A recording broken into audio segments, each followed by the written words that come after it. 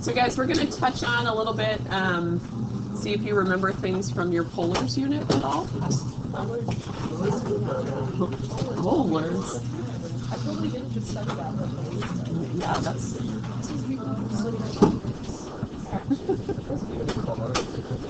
Yeah, it should say polars. I don't know why it's saying that. There's a few little typos, like this should be a little thing. Alright guys, so first we are going to sketch this graph. So we're going to do our t values and then our x and our y. We've got our two equations here. You can change it to 4 cosine of t and 4 sine of t. It should really be a t and not a theta.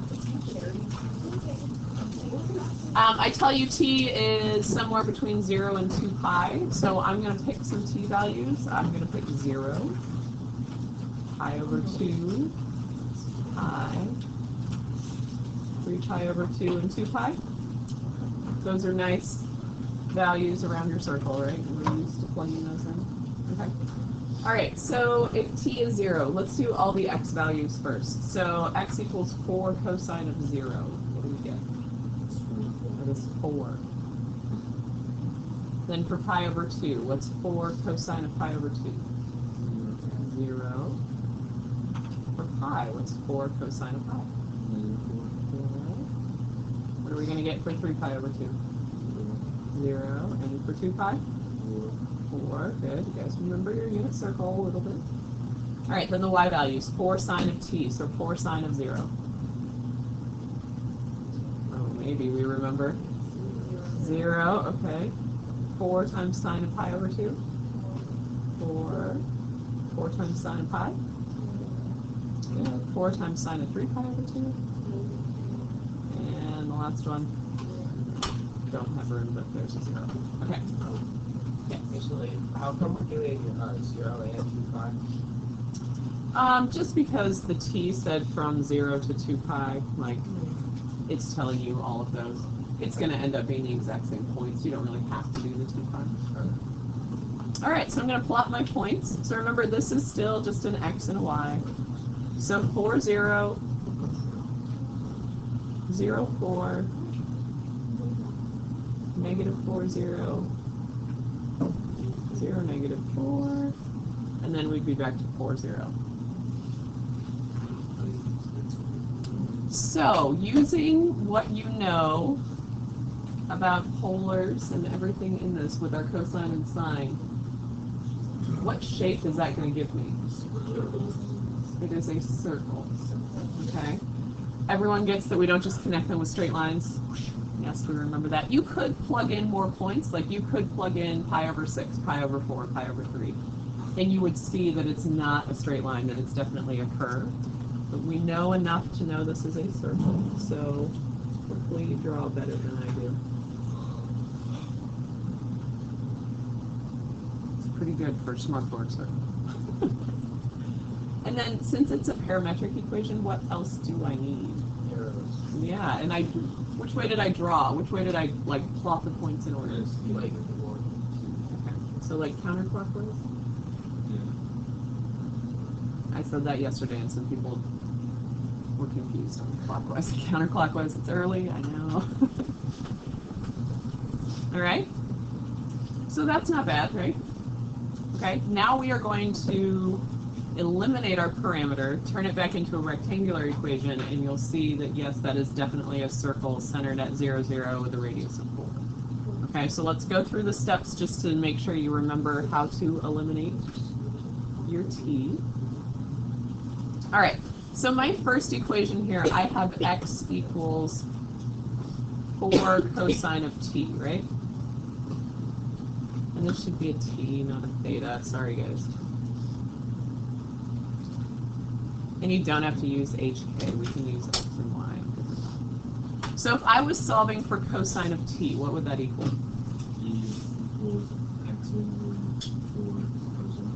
No, solve for cosine of t. So even simpler, what would it be? Just x over 4? Yeah, okay. And then I also had y equals 4 sine of t. So if I'm solving for sine of t, what's that going to equal? Y over 4. Okay.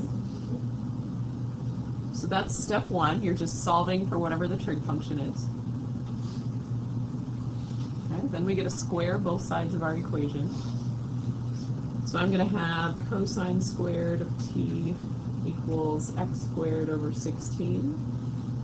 And we'll do it for the sine one. So sine squared t equals y squared over 16. Is that a line over 4 or 6? It's a y. Oh, okay. It's a weird looking y, I will agree. Let's change It's still kind of weird looking, but it's a little better. that. Yeah. Now it looks like part of a 5, but okay, it's a y. Yeah, that's fine. All right. So then it says to add the two equations together. So I'm going to have cosine squared t plus sine squared t equals x squared over 16 plus y squared over 16. Does anything look familiar in that equation? Yeah, what do you see? X squared plus Over 16, okay. We can combine those, yes. a circle. It is like a circle, and what did you say, Genevieve? Cosine squared t plus sine squared t equals 1. Yes, that's one of your trig identities. So that's what goes on your next line there. Cosine squared plus sine squared. Hopefully that one's still in your head.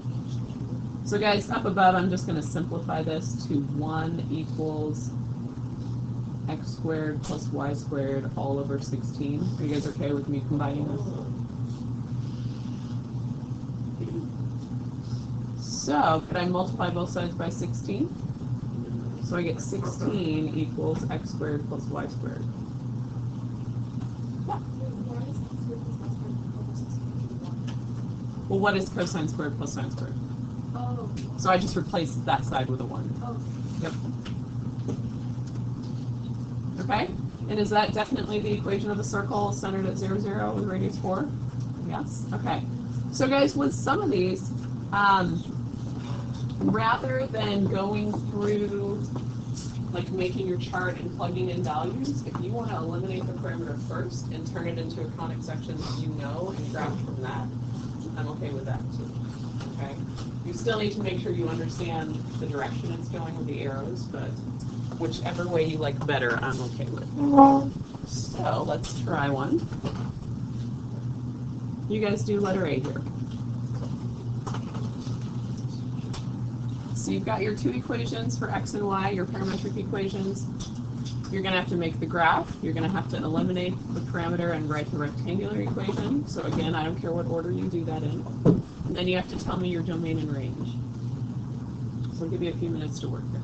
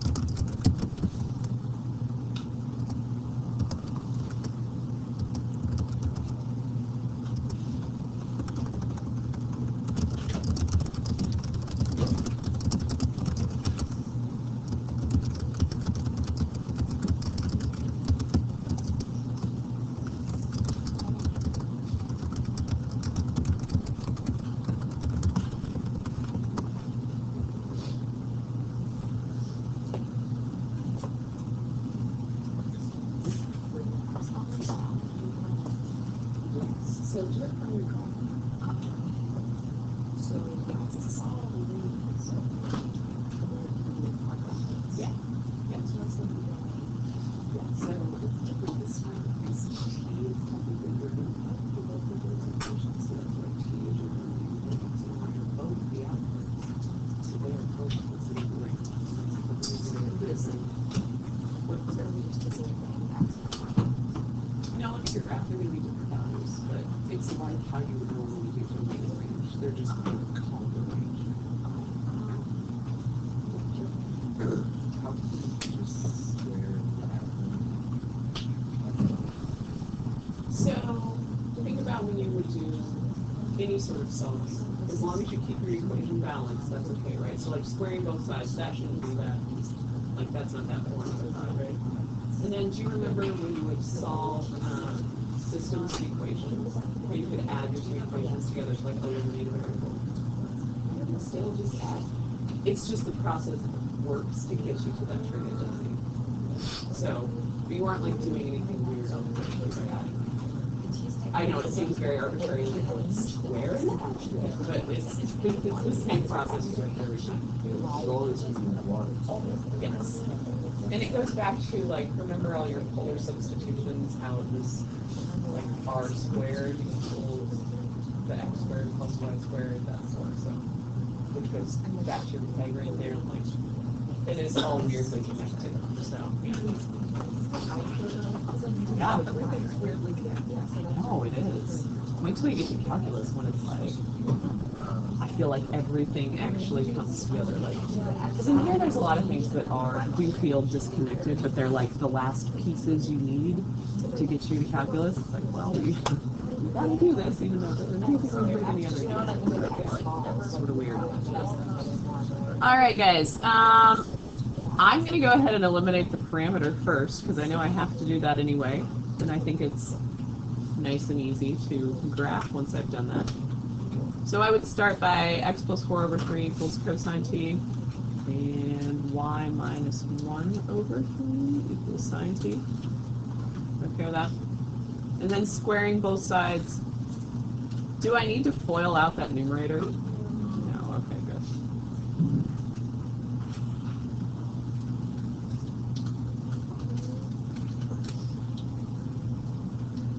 Now, if you want to write the steps showing them added together and then substituting, absolutely. If you look at this, does anybody just look at it and go, okay, I know that's x plus 4 squared plus y minus 1 squared equals 9? Like, is that too much of a skip, or are you guys with me on that? Okay. I'm fine with that being the level of work you show for eliminating a parameter. So, I know this is a circle. My center is at -4, 1. And my radius is 3. So I can just count.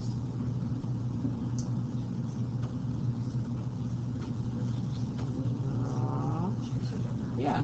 This is a really stupid question. Like, I didn't realize that when it says y minus 1, you go up. So because we're looking, I know it's weird because with y you usually think, oh, it just is what it is. Because it's like that quantity in parentheses, think about what would make your 2 parentheses 0. Like, where have you moved from the origin? So we've gone up 1, yeah.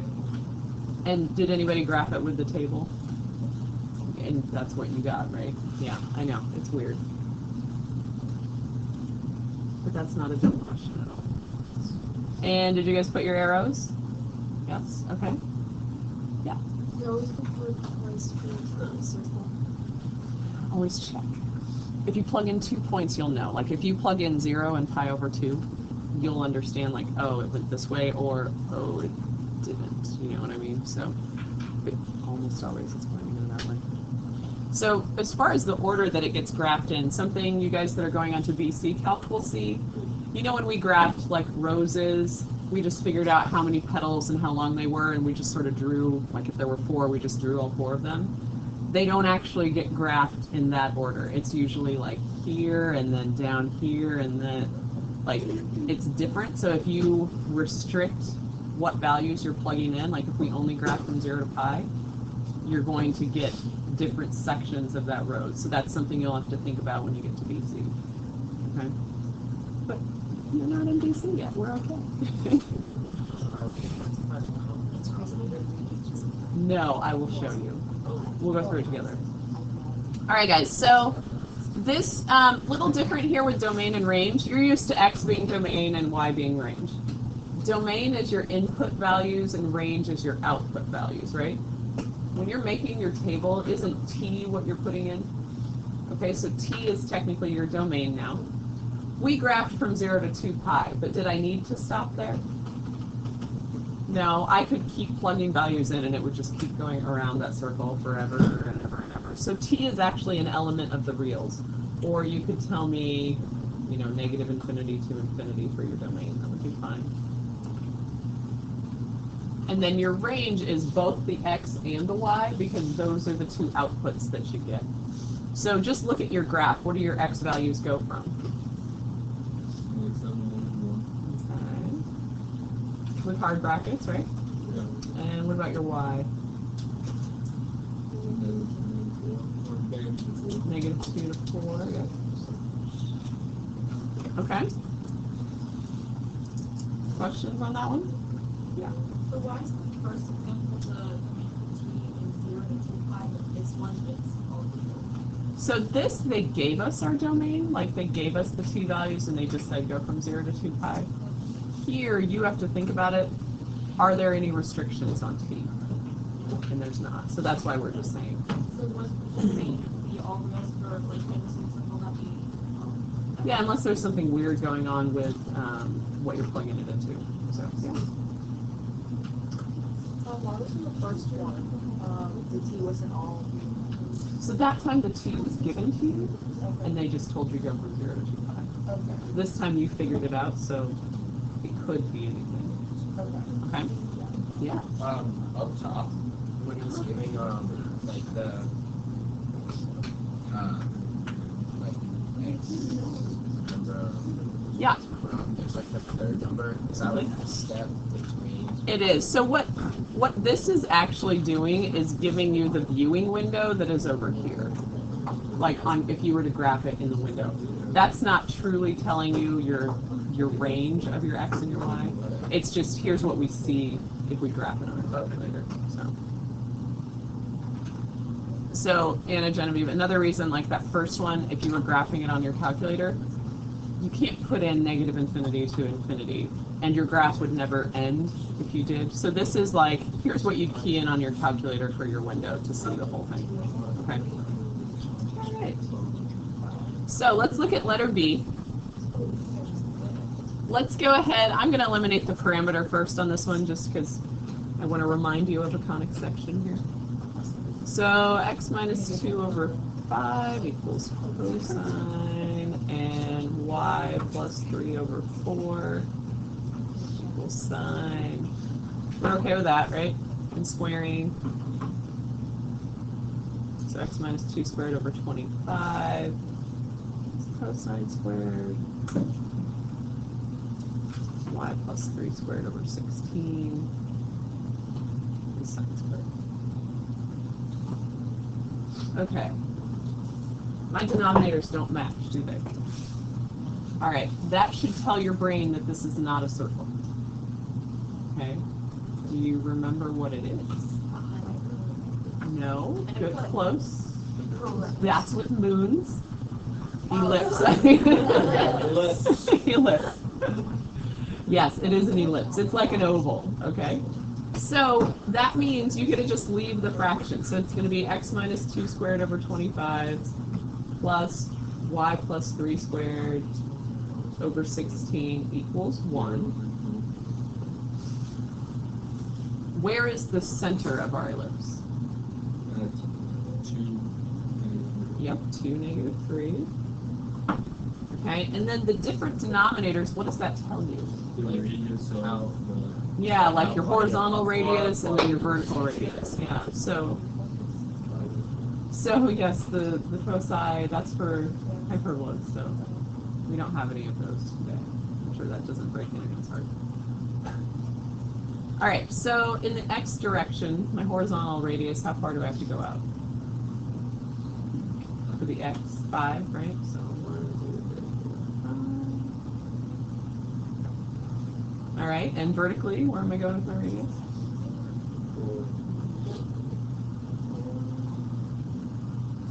Okay, and then draw it. It's going to be sort of oval. Again, bear with me with my smartboard drawings. I know that's not real great, but mine's a little lumpy. I don't know. And then arrows. If you had checked points, this one is also going counterclockwise.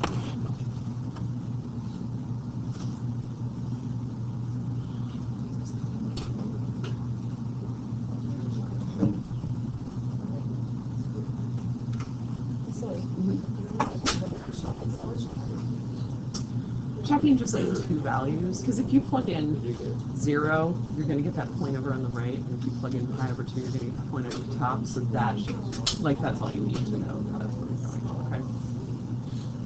All right, we okay so far? Okay. Let's keep going. Now we're getting into the interesting stuff. We're going to do projectile motion. Those of you in physics are probably like, oh, okay. We learned this somewhere. All right, so this equation right here, this h of t equals 1/2 gt squared plus, you say that v naught t and s naught. You need to know that, okay? That is the projectile motion equation. You gotta commit that one to memory. You wanted that? What? I never learned that in physics. You never learned that in physics? You guys have never seen that in physics? No. Physics teachers are concept. What do you guys have? I have Smith. You have Thompson. Okay. Physics department.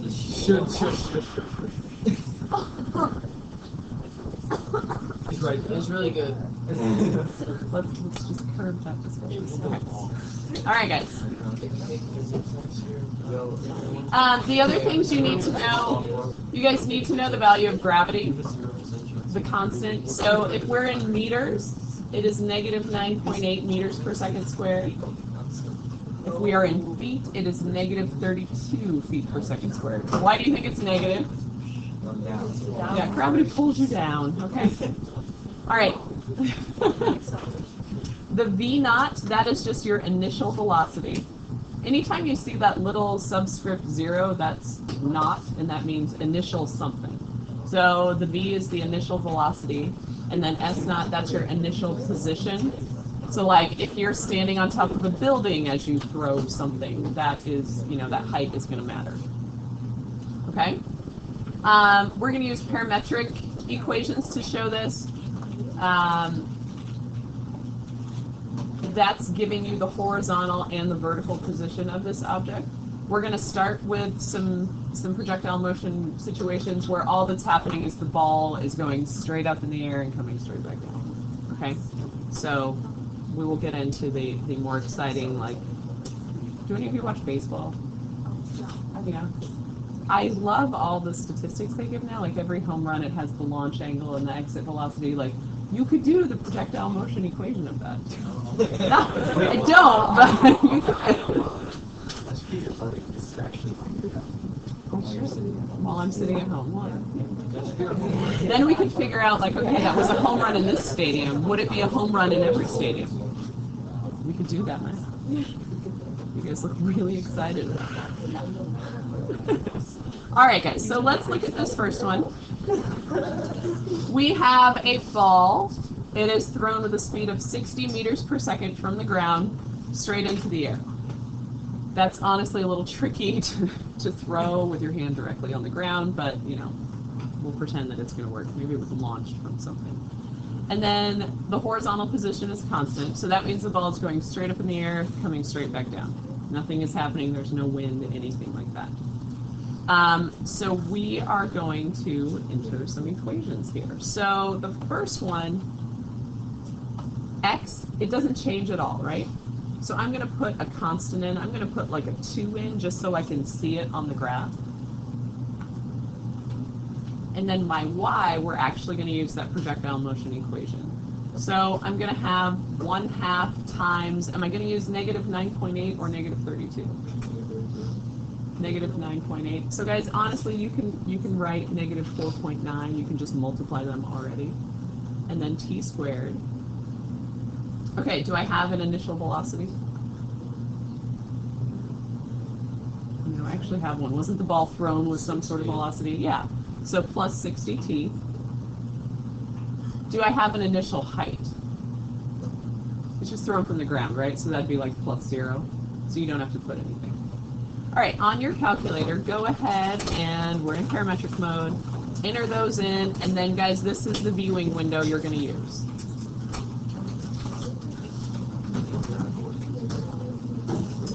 The problem's like on the test, are we going to be given No. But you'll do enough of these, you'll start to figure out how to mess with it, where you can see all of it. Okay?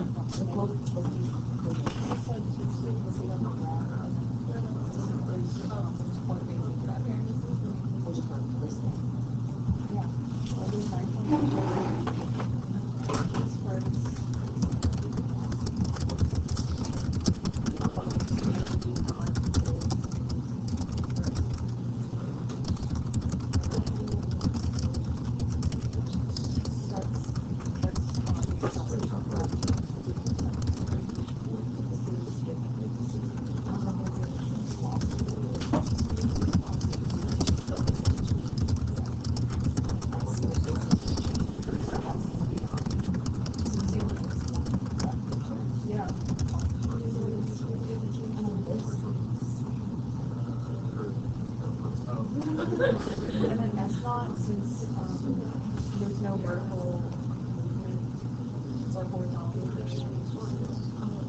What you would get?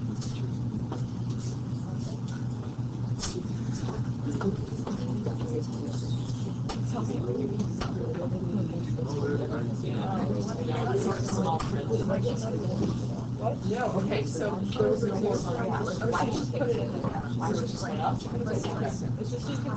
That's what it's showing. I know, it's weird. You're used to seeing like this.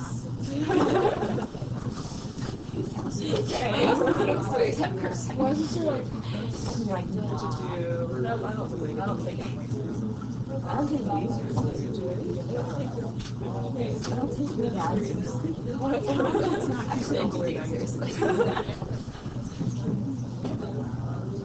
Oh, you have like a step.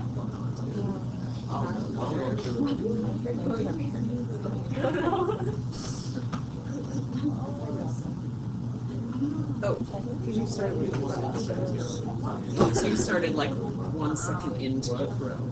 There you go. And I was thinking about maybe it's a primary. Yeah, I don't know. Oh, you dropped it?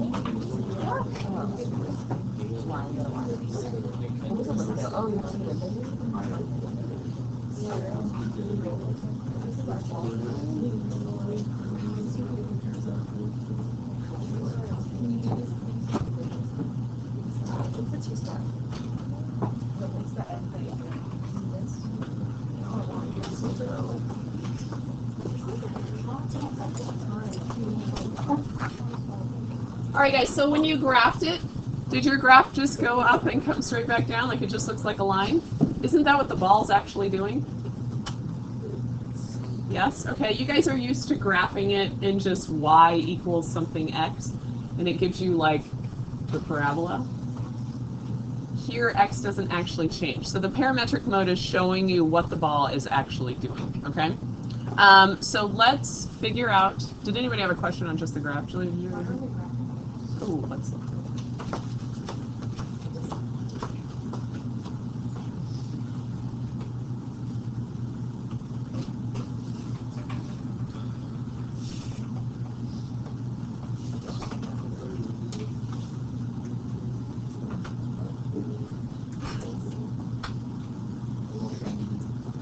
Your stop clock was on and it was trying to graph when there wasn't anything to graph. So I shut it off.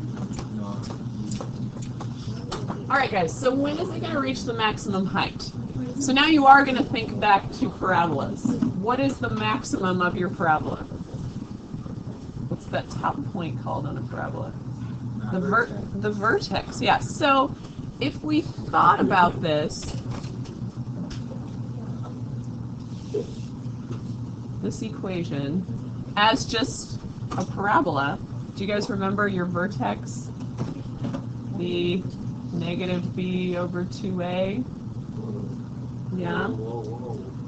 I know.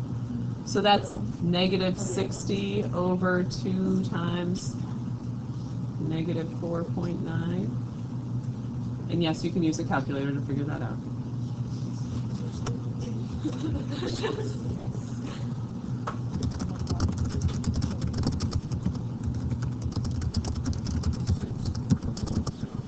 .12. So 6.12 seconds. And then how would you find the actual maximum height? Yeah, plug it in. Let's see what you get when you plug it in.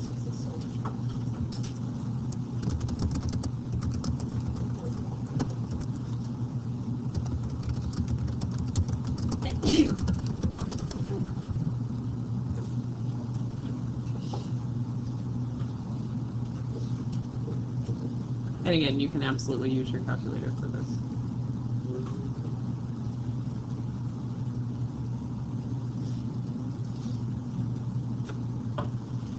You get like 183.67 meters.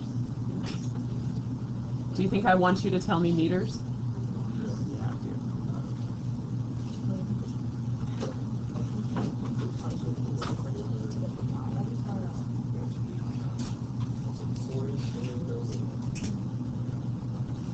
Some serious throwing here. Yeah. I found the first thing on my calculator. I got 5.8. Would you say like Yeah. I don't know, it's like the top. So just crazy. Guys, some of you I know want to find. Do you remember you could calculate like the maximum on your calculator? You can't do that in parametric mode. So if you want to change back to function mode and just type this in with x's instead of t's, that's going to give you the whole parabola shape. But from there, you can actually calculate the maximum and you get the same thing. It's completely fine to switch back and forth between the modes and see which one helps you the most. Okay? All right, so when will it hit the ground? Well, what is the height of the ball when it comes back to the ground? 0. So I'm just going to set 0 equal to negative 4.9 t squared plus 60t. And go ahead and solve that for t.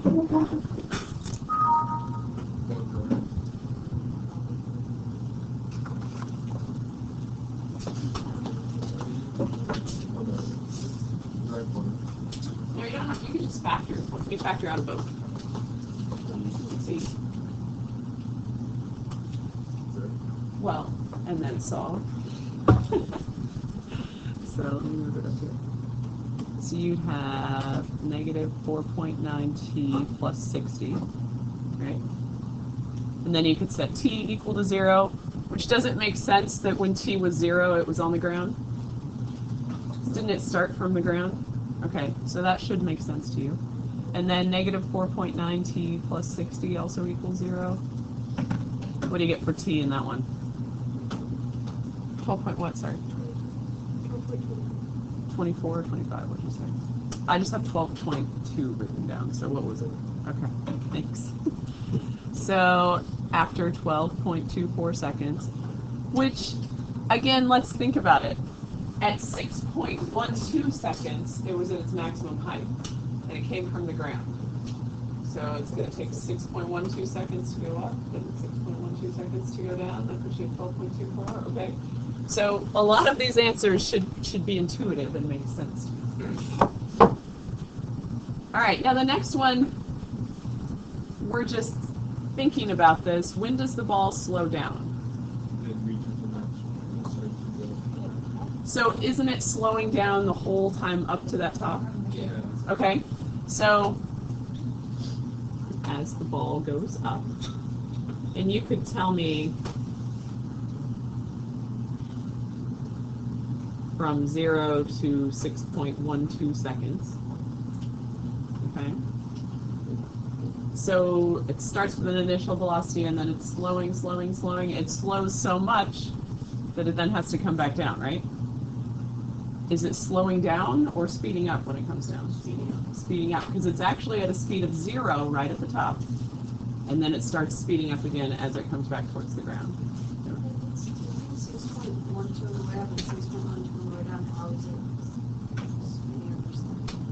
So think about the actual speed of the ball. So it starts out at 60 meters per second, okay?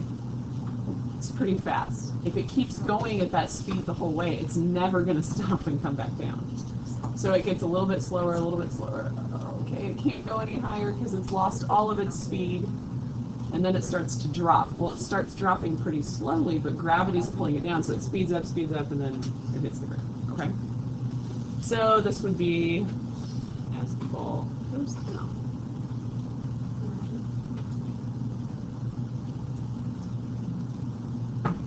Which would be from 6.12 to 12.24 seconds. Okay?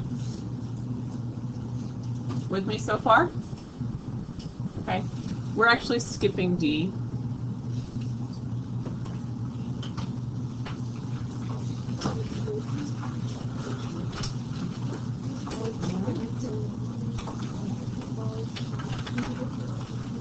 What's ball and chain? Is that so? There is a mode on your calculator called simultaneous. So you know how we had the trains last time, and we've like graphed train 1 went and then train 2 went. If you pick simul in your mode setting, it'll graph all of your parametric equations at once. So you could actually see like that second train catch up to the first train. So it's just another way to view it.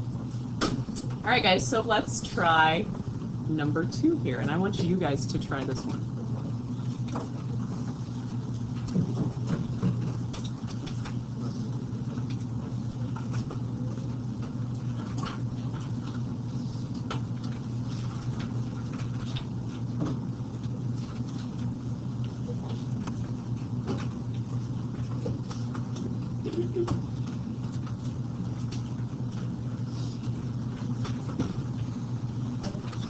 Yes, sorry.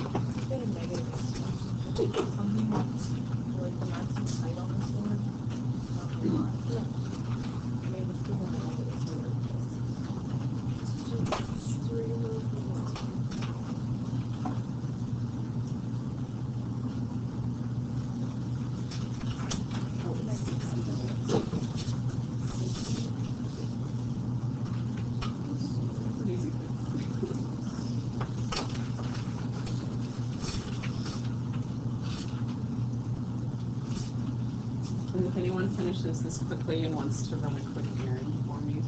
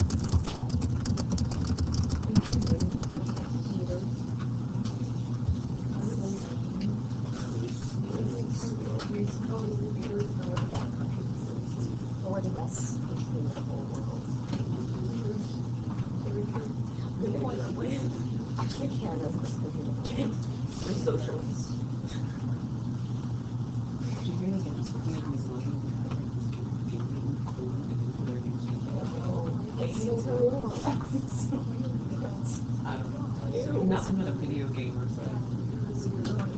Yeah. Apparently people are paying lots of money for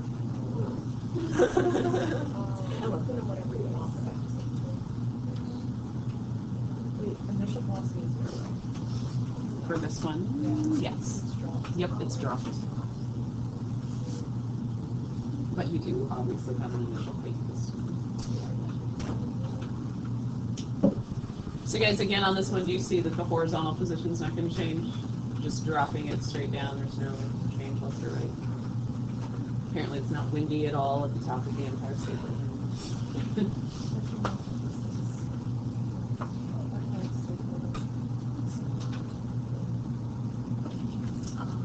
Please don't try to go and reenact your math problem there. I think they want you to drop a ball from the top of the Empire State Building.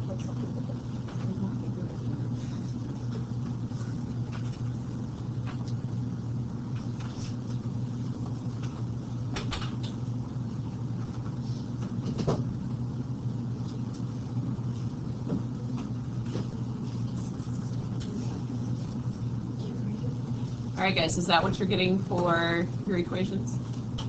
Okay. Are you doing okay with your window to try to see the whole graph?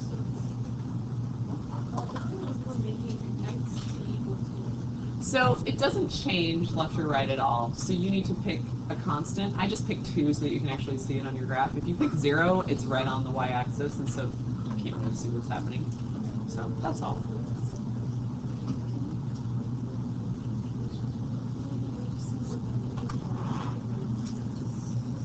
So for A, guys, you are setting 0 equal to your negative 4.9 t squared plus 449. What'd you guys get for that one?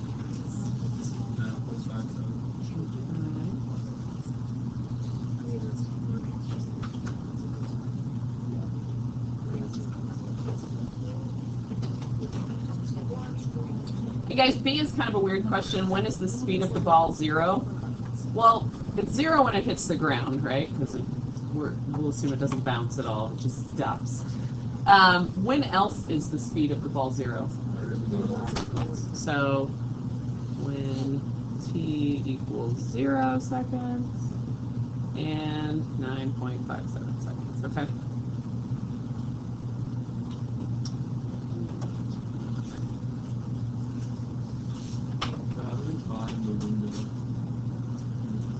You start messing with it. I see that this is gonna, you could solve it first, and you know it's gonna hit the ground a little before 10 seconds, right? So your t needs to go at least from 0 to 10. And you can go by 0.1 usually is a good value there. Yeah. Is the speed of the ball 0 also like If this actually like went up and came back down, yes. But since this is just dropped, oh, okay. there is no vertex of this to find. Okay. And then for the x, well, that's just the constant, so I'm going to go like, I don't know, negative 2 to 10, going by 1s or 2s. That one doesn't really matter because that's just based on whatever you pick for your constant. You just want to make sure you can actually see your graph. And then your y's, well, we know we're starting at the ground. I would go a little lower than the ground, like negative 30, negative 50, something like that, so that, again, you can see the whole graph. And then how high up is the Empire State Building? Okay, is the ball ever going to go higher than that? So I'd go maybe up to like 500, just so you can see the whole thing. Go by 50s, 100, whatever you want for your steps there. Okay, does that make sense how you think through that? So it won't be the same for everyone. No, definitely not. Are we doing okay with just a ball going straight up and down? Yeah? Oh, yes. So the answer is 9.5. In 0 seconds. Because when it starts, it has no speed, and when it, you know, again, very dead ball that just stops when it hits the ground. Yeah, so it's just going to go, like, up. Well, I mean, really, it's going to start 100, 200, 300, 400. It's going to start there and go down. Like, that's literally what you see on your calculator, right? Okay. Do you guys need another one just straight up and down, or are we okay with those? We're okay? Ready to add some launch angles into this? Okay. So, don't get scared. Alright, we ready? Alright guys, so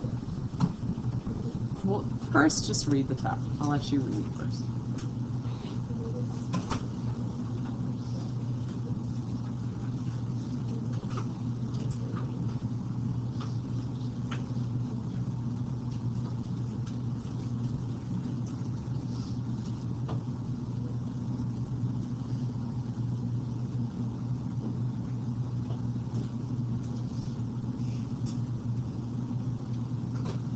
So you guys understand now that the X direction, like, so it's going to do something horizontally, right? It's not just going to go straight up and down, okay? And these are much more usable. So you now have an X equation.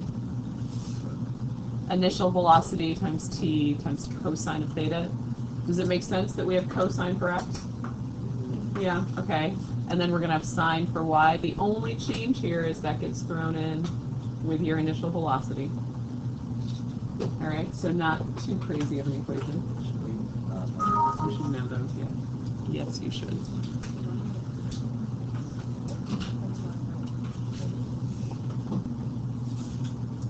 All right, so let's write some equations here.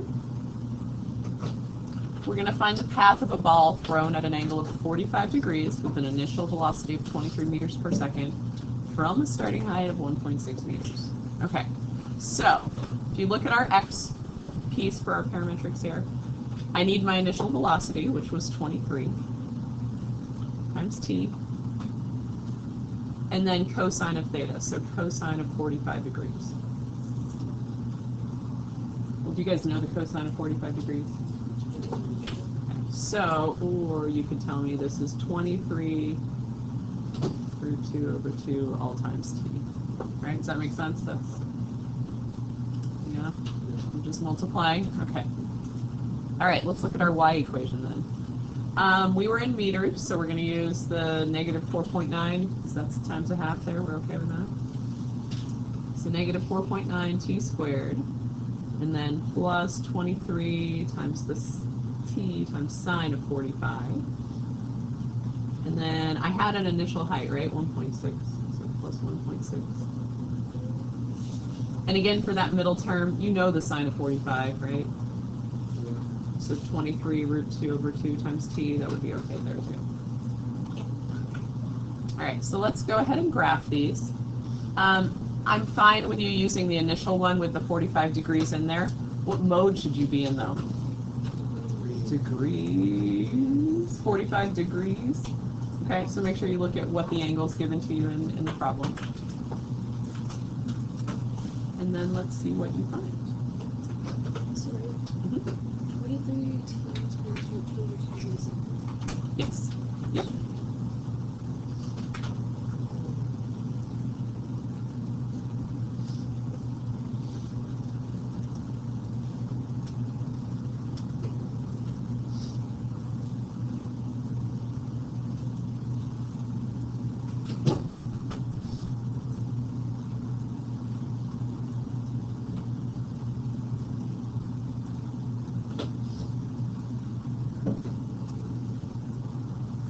With this one, hopefully you're not just seeing a line going straight up and down, you're actually seeing the ball, the path of the ball since it changes.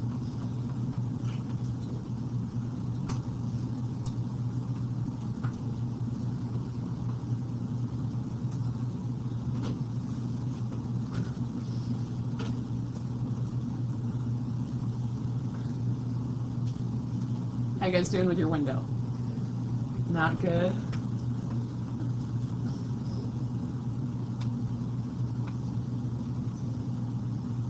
So guys, if you're struggling with your window, let's do this first. Let's come down here to these A, B, C, and D part, and then we'll go back to your graph there. So when will the ball hit the ground? Does that deal with the horizontal piece or the vertical piece? Vertical, which is my y equation. So I would just be wanting to know when does 0 equal my negative 4.9 t squared plus whichever way you want to write it, 23t sine of 45 plus 1.6, right? Okay. If you're looking at that going, great, I have no idea how to solve it. This would be one of those where I would switch back to function mode.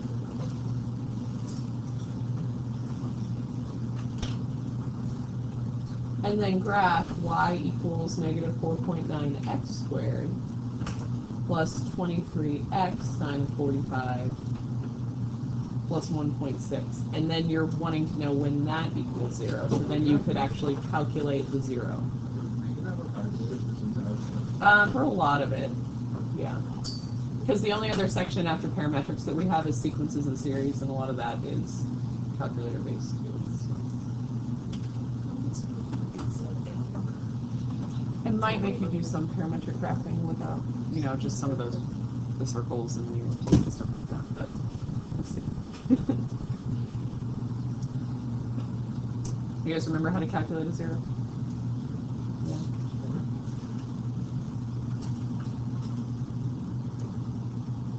Anybody have an answer for me for T yet?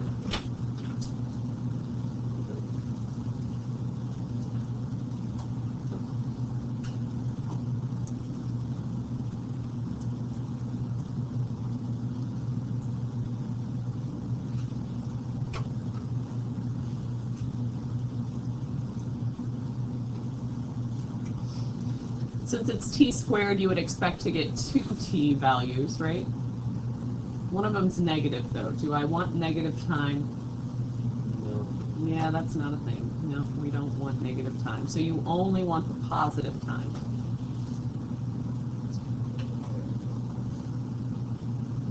Calculate 0, that's where you go second trace, pick 0, and then you got to be on the left side of the 0. Yep, I have 3.415 written down, but yeah.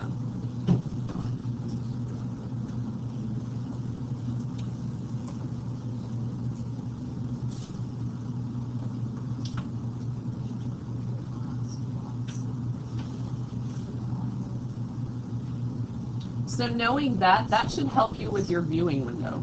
So my time, it's going to start at 0 seconds. And then it hits the ground at 3.415. So if I put in 0 to 4, wouldn't that show the whole path? Okay. And then, again, you can go by like 0.1, that's fine.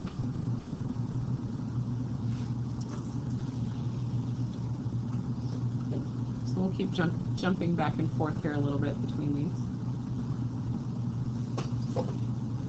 Are we okay with A, or is anybody stuck on A? Please let me know if you're having calculator problems. Anybody? Don't be shy. If you're okay, that's fine. I want you to ask. I don't want you to just sit here and be like.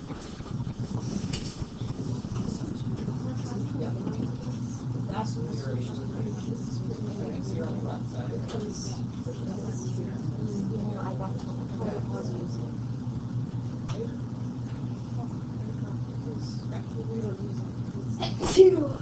Anybody else? Okay.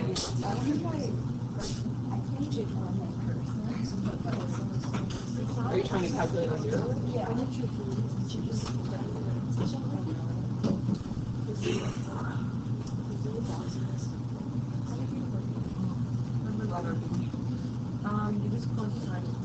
So when you look at that, x is 83, it's the same negative 173. That means it's like way over here.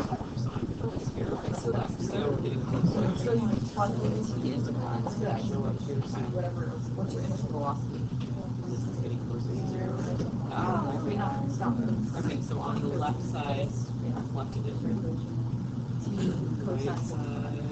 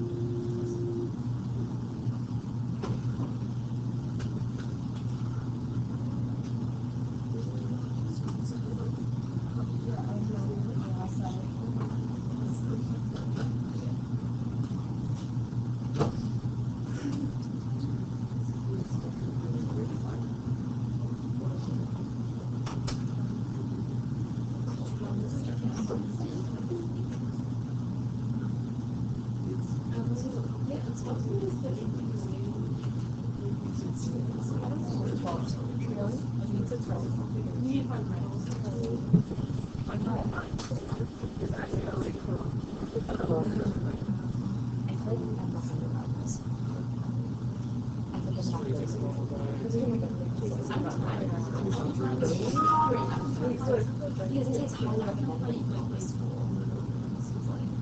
Highly recommended, but no one should. If I have an entrepreneur, has small lunch. So, but I didn't say something like you from like, they have a yeah, just like try to survive.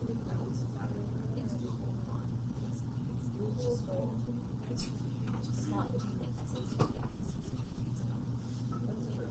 Okay, now it's real. I don't know what is different about the guys that but that's definitely going to be pretty. So just practice the zero, get to make sure that's odd. I don't know. Anybody else calculate a weapon of choice? I just reset your memory and keyed it in again. okay, thank you. Yeah. Yeah.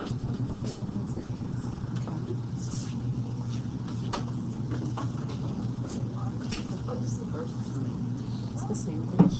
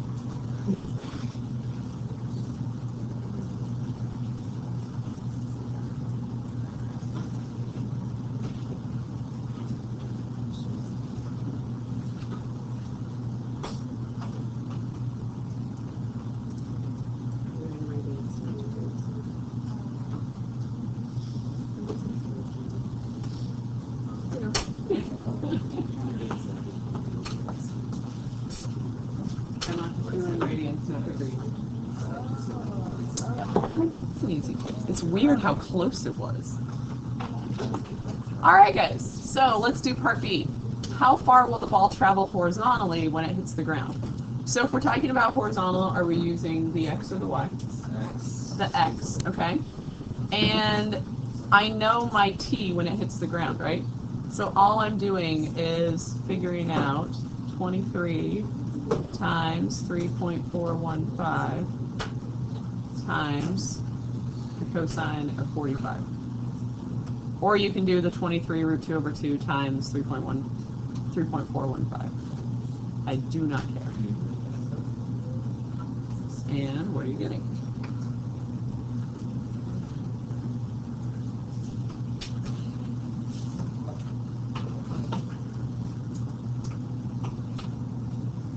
Anybody? Yep. Meters, right?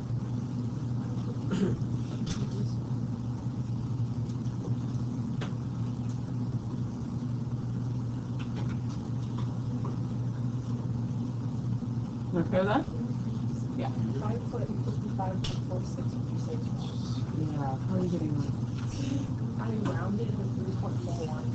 Oh, yeah, and I'll tell you what we're going to do. Okay. I mean, in theory, we should be storing our values, but these are a lot harder to store because it's calculating intersections and stuff. So, usually, just because calculus will do it to 3 decimal places, practice to 3 decimal places. Right. Yep. All right, guys. C, at what time will the ball reach its maximum height? Well, that's at the vertex, right? So you've got two options.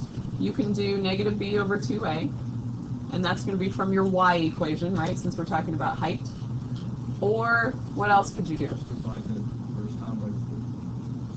No, because it's starting 1.6 meters off the ground.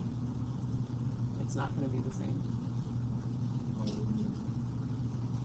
Because it starts like it's starting here. Yeah? Okay. So you could do the negative b over 2a for your vertex, or what could you do graphically? Yeah, calculate your maximum, right? If you still have it in function mode, you still have that equation in there, just find the vertex from the graph. That's completely fine too. I do not care.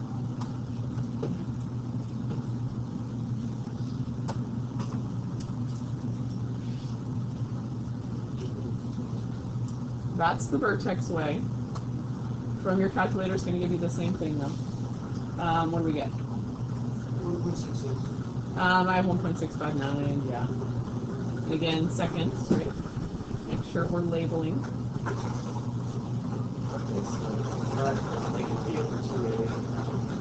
You have to actually do the sine of 45 degrees to get that. Yeah, like so is it only for y? So, if we're talking about the maximum height, is height x or y? Okay.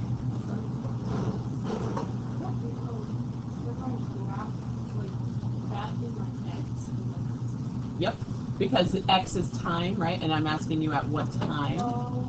Then part D, what is the maximum height? What are you going to tell me that time? Yes. So you use the y equation, but you're finding time in that y equation. So guys, for part D, what is the ball's maximum height? You can either look at the y value from the vertex you just found, or you could plug in that 1.659 into your y equation. Okay? What are we getting? 1.6 was the time, and then you got, that's the x part. Try again. You should get 15.095-ish. Yeah? Okay.